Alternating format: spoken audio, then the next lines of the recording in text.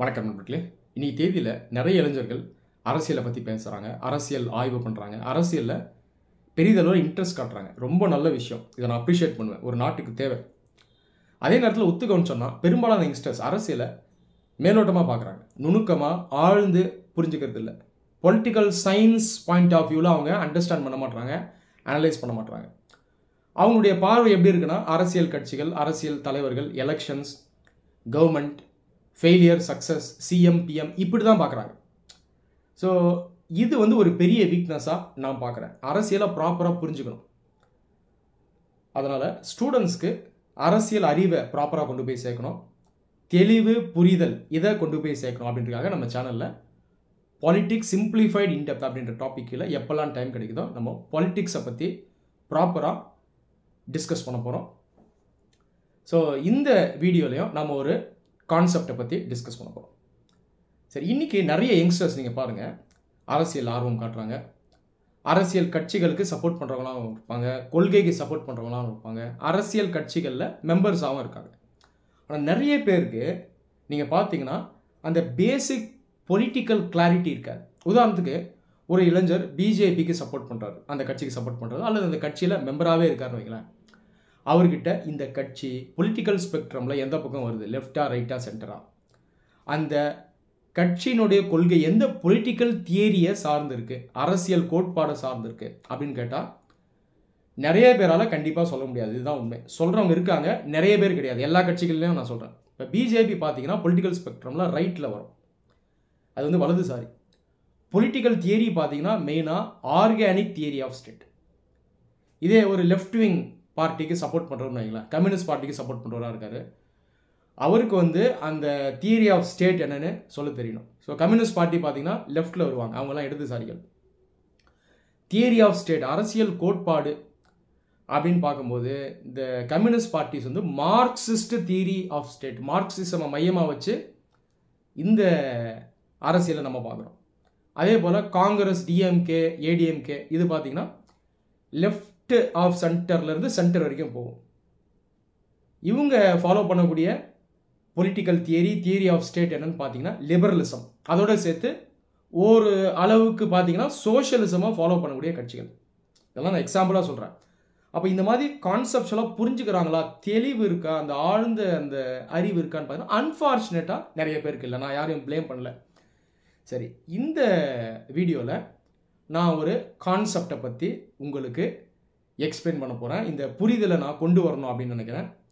என்ன கான்செப்ட்னு கேட்டிங்கன்னா ஆன்மீக அரசியல்.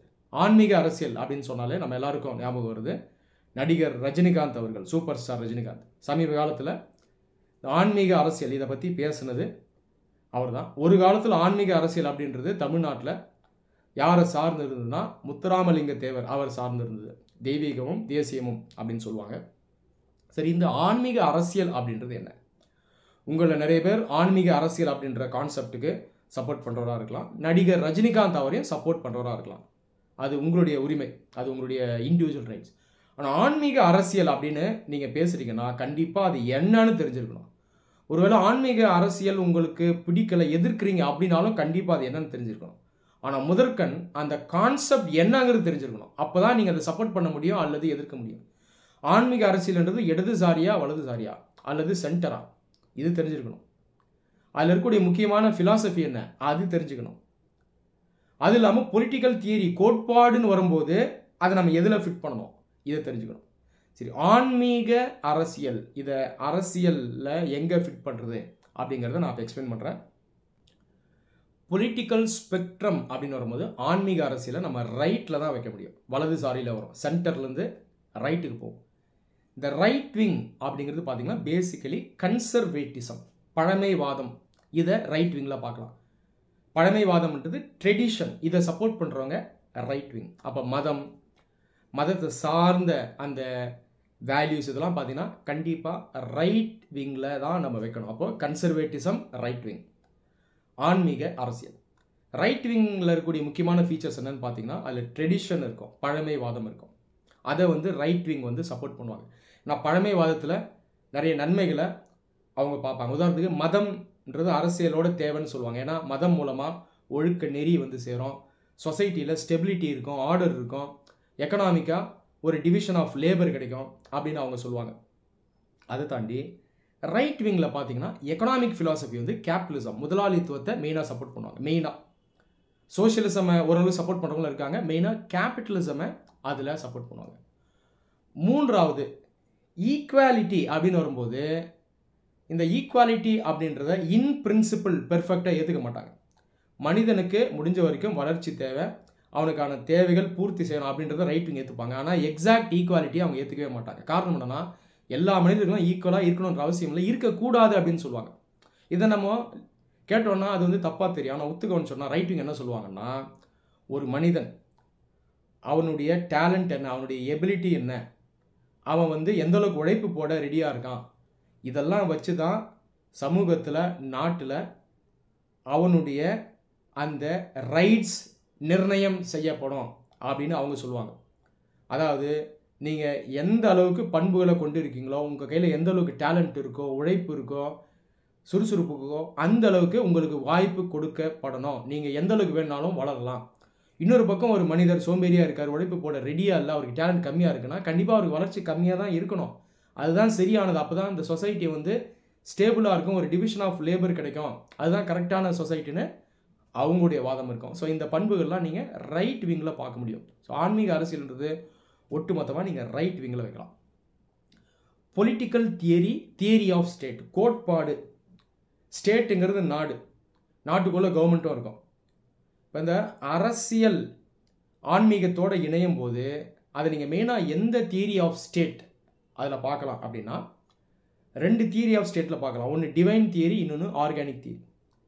டிவைன் தியரி பற்றி நிறைய ஃபிலாசபி சொல்லுது. இந்தியன் ஃபிலாசபியில் மனுஸ்மிருதி தர்மசாஸ்திரா வந்து டிவைன் தியரி ஆஃப் ஸ்டேட்டை சப்போர்ட் பண்ணுறதான். தியரி ஆஃப் ஸ்டேட்டுன்றது ஒரு நாடு அமையுது, அதுக்குள்ளே அரசு அமையுதுன்னா அது எந்தெந்த பண்புகளை வச்சு, எந்தெந்த ரூல்ஸை வச்சு, எந்த ஃபிலாசபி வச்சு அமையணும் அப்படின்னு சொல்கிறது தான் அந்த தியரி ஆஃப் ஸ்டேட்.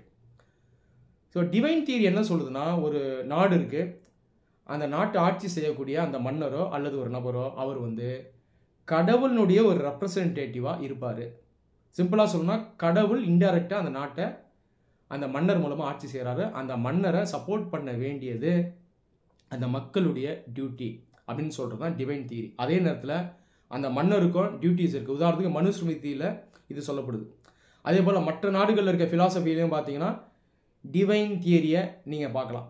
ஸோ இதில் பார்த்தீங்கன்னா உங்களால் இந்த ஆன்மீகம் அப்படின்ற கான்செப்டை பார்க்க முடியும். உதாரணத்துக்கு இந்த டிவைன் தியரி ஆஃப் ஸ்டேட்டில் அந்த மன்னர் சில முடிவுகளை எடுக்கிறாருன்னா அதை மக்கள் எப்படி ஏற்றுக்கணும்னா, அது மன்னர் எடுக்கக்கூடிய முடிவு இல்லை, கடவுள் எடுக்கிற முடிவு.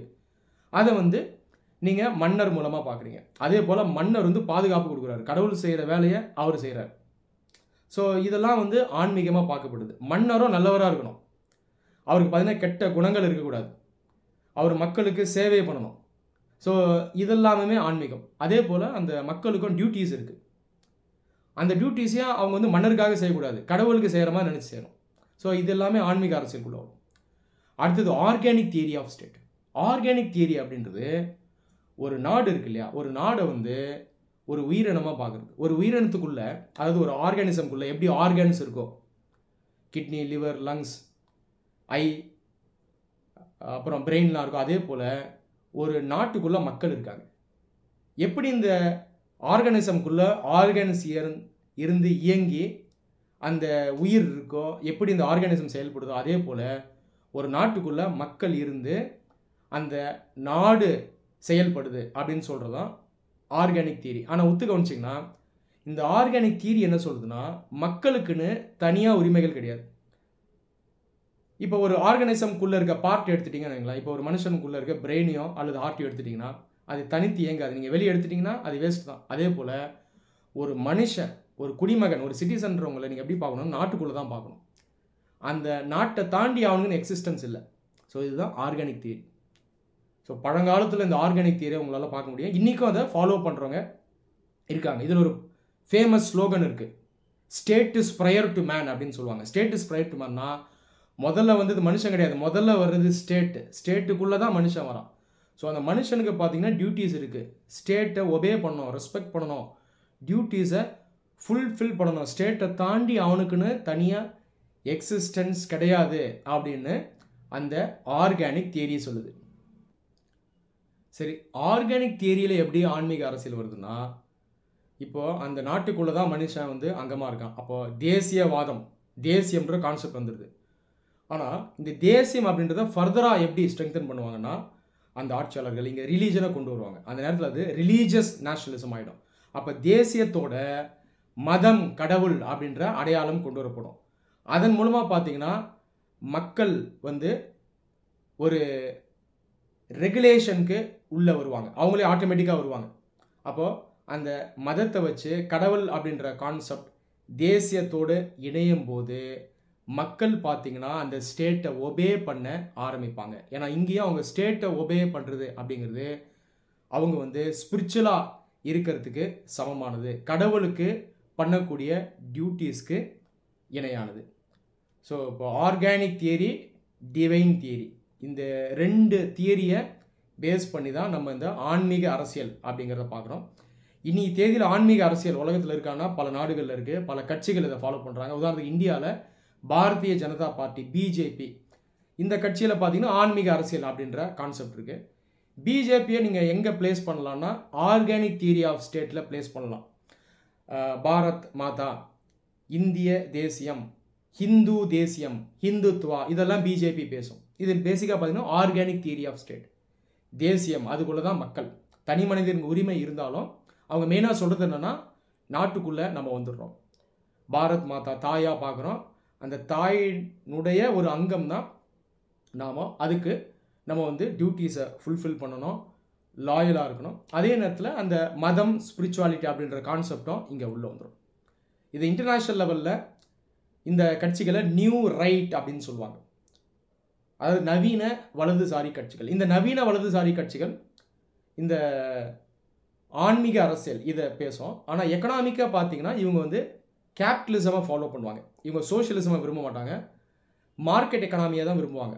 சிம்பிளாக சொல்லணும்னா எக்கனாமி வந்து ஓப்பனாக இருக்கணும், ப்ரைவேடைசேஷன் இதை பண்ணிடணும், லிபரலைசேஷன் பண்ணிடணும், மார்க்கெட்டே எல்லாத்தையும் முடிஞ்ச வரைக்கும் டிசைட் பண்ணணும், கவர்மெண்ட் கண்ட்ரோல் வந்து மினிமலாக இருக்கணும் அப்படின்னு சொல்லுவாங்க. ஸோ இந்த ரெண்டும் சேர்ந்த பண்புகளை கொண்ட அந்த பொலிட்டிக்கல் கேட்டகரி தான் என்னன்னு சொல்கிறோம், நியூ ரைட் அப்படின்னு சொல்கிறோம். அமெரிக்காவில் பார்த்தீங்கன்னா ரீபப்ளிகன் பார்ட்டி நியூ ரைட்டில் வைக்கலாம், இந்தியாவில் பிஜேபி இதை நியூ ரைட்டில் வைக்கலாம், யூரோப்பில் நிறைய கட்சிகள் நியூ ரைட்டில் வைக்கலாம். உதாரணத்துக்கு கிறிஸ்டியன் டெமோக்ராட்ஸ், அவங்கள நியூ ரைட்டில் வைக்கலாம். அங்கே வந்து கிறிஸ்டியானிட்டி மதத்தை மையமாக வச்சு ஆன்மீக அரசியல் இருக்கும், அந்த பிரின்சிபல்ஸை ஃபாலோ பண்ணணும் அப்படின்னு சொல்லுவாங்க. அதே நேரத்தில் எக்கனாமி அப்படின்னு வரும்போது கேபிட்டலிசம், மார்க்கெட் எக்கனாமி, இதை அவங்க சப்போர்ட் பண்ணுவாங்க. சரி, இப்போ ஆன்மீக அரசியல் அப்படின்னா என்னன்றதை நீங்கள் தெளிவாக புரிஞ்சிருப்பீங்க அப்படின்னு நான் நம்புகிறேன். நன்றி.